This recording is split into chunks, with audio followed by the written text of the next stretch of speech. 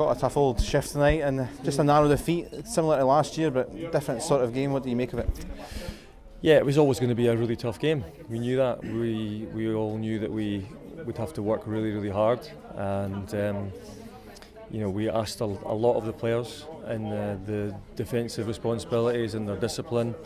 And Callum, I thought that they delivered that in spades for the team and for the club tonight. They were excellent. They worked so hard, took on board everything that we'd worked on, and we nullified the threat from ESK, which is a real threat, a strong threat.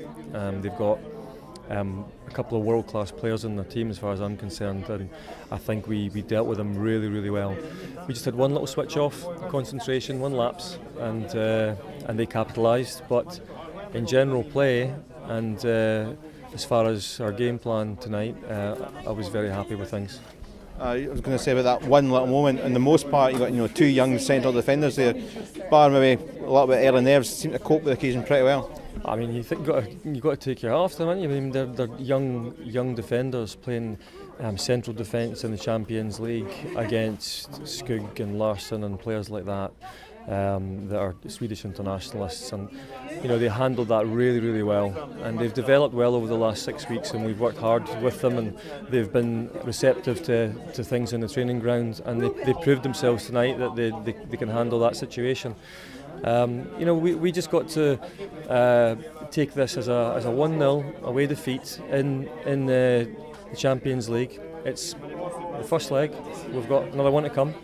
We're still in this tie, and we will endeavour to create more chances than we did tonight. Although I think on the stats side of things, we still did get forward really well in the second half, and we did have 3 or 4 strikes at goal that caused the goalkeeper a little bit of trouble, and I think we had other situations around the box where maybe a slightly better pass or a slightly better cross may have meant an even better chance than we finally got. But overall, I'm delighted with the way that the players played in a really hard away leg in Europe.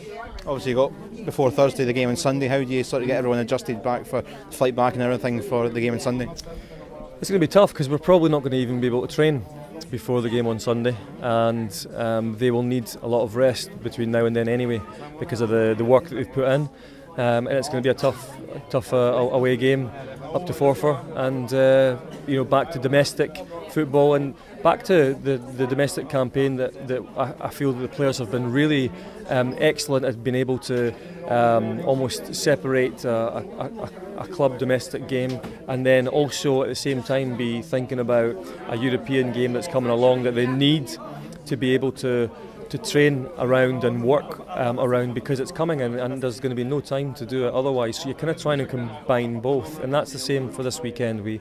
We know how Forfar play. We've had tough games up there, and we know it's going to be tough, but we'll go up and hopefully we can still be 5 points ahead in the title at the end of the game.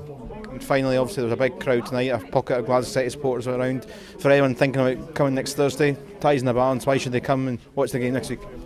Well, I think you've got a tie that's still in the balance. You've got a Glasgow City side that are desperate to take the opportunity that they've managed to create for themselves, and is an opportunity. 1-0 down in the first leg away here is a good result.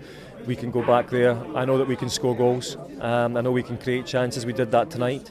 So it's all to play for, and I'm sure that if the fans come along, they'll really enjoy the game, and I would like them to come in numbers. Okay, thanks very much, Scott. Thanks very much.